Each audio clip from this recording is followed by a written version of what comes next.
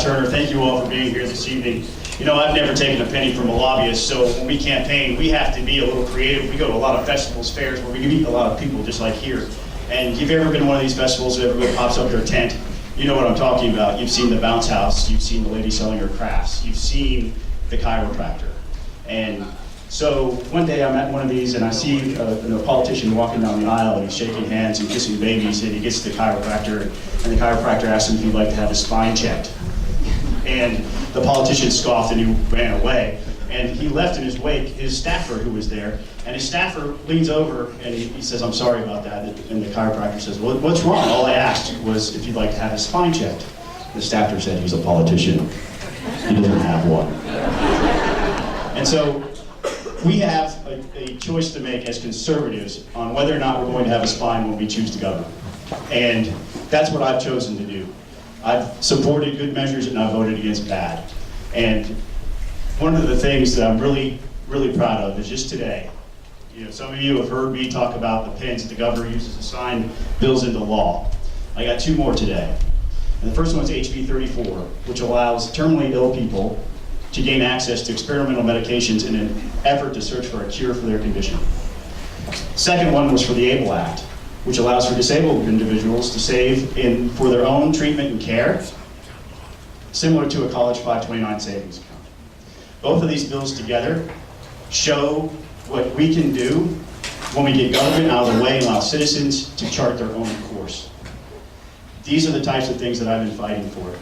They require a spine, and I would greatly appreciate it if you would vote for me, Scott Turner, so I can continue to use that same mentality of getting the government out of your way so that you can make the best decisions for your life.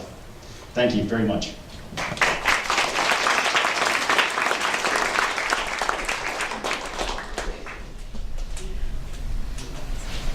We're going to ask once again that you hold your applause until the end, I believe, after the closing statements. At this time, Mr. Moore can make his 2-minute opening statement.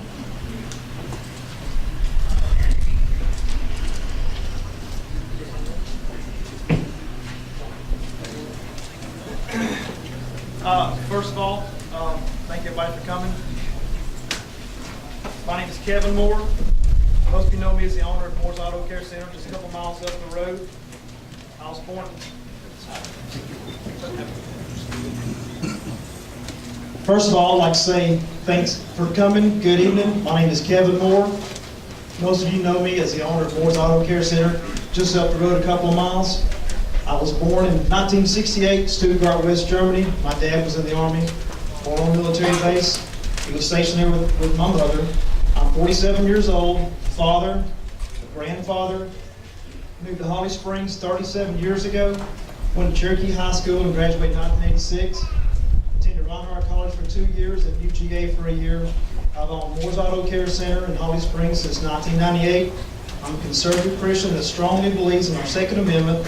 I'm a businessman, I'm not a career politician, but I think I can take my good business sense to the state capitol and work with my fellow legislators to resolve the issues that face Cherokee County and the state of Georgia.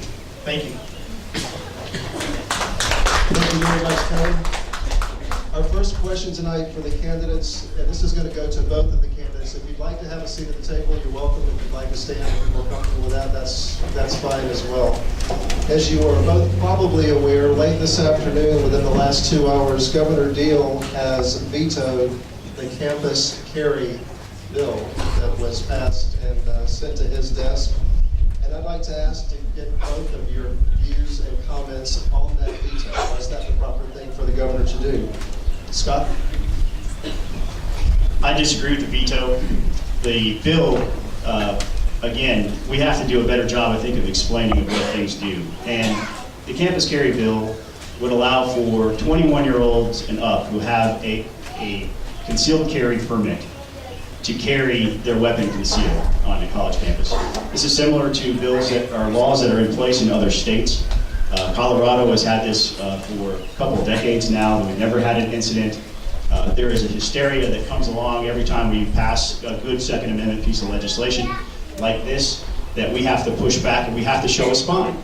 We have to say that the Second Amendment applies, and we will stand up and defend that. I disagree with the veto. I have not had an opportunity to read the governor's veto statement today. I'm looking forward to doing that to see if I can discern what his reasoning was behind it. But that said, the Second Amendment is an important part of our fabric of our American life. And I think it is behoove us to defend that at every opportunity. Thank you very much, Scott. And Kevin, the same question to you. Can you give us your comments on the governor's veto this afternoon? Yeah, I also disagree with the veto.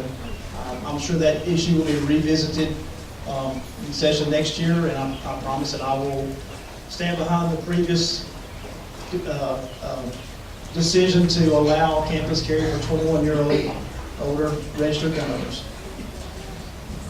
All right, gentlemen, at this time, your closing remarks, and we will start in reverse order from the way you started. So, Kevin, if you would, give us your 60 seconds closing remark. Just would really appreciate the opportunity to go to the State House and take my good business sense and take this community and this state in the right direction. I'm a conservative Christian, I'm a good businessman, and I thought that I can create jobs and take care of the transportation issues that we have around here. I've worked well with others, and I'm looking forward to giving the opportunity to work with the other legislators to get some of these issues taken care of. Thank you. Ladies and gentlemen, I think we've made some great progress. We've done things like we've eliminated the zero tolerance policies in our schools from the state level. We've fought against tax increases that were unnecessary. We've supported legislation that increases individual liberty, such as the ABLE Act, such as the Right to Try bill. These are the things that I'm fighting for. These are the things that I'm fighting for you, and I'd appreciate your vote on May 24th for Scott Turner for State House. Thank you. Gentlemen, thank you very much. Kevin Moore, Scott Turner, State Representative District 21.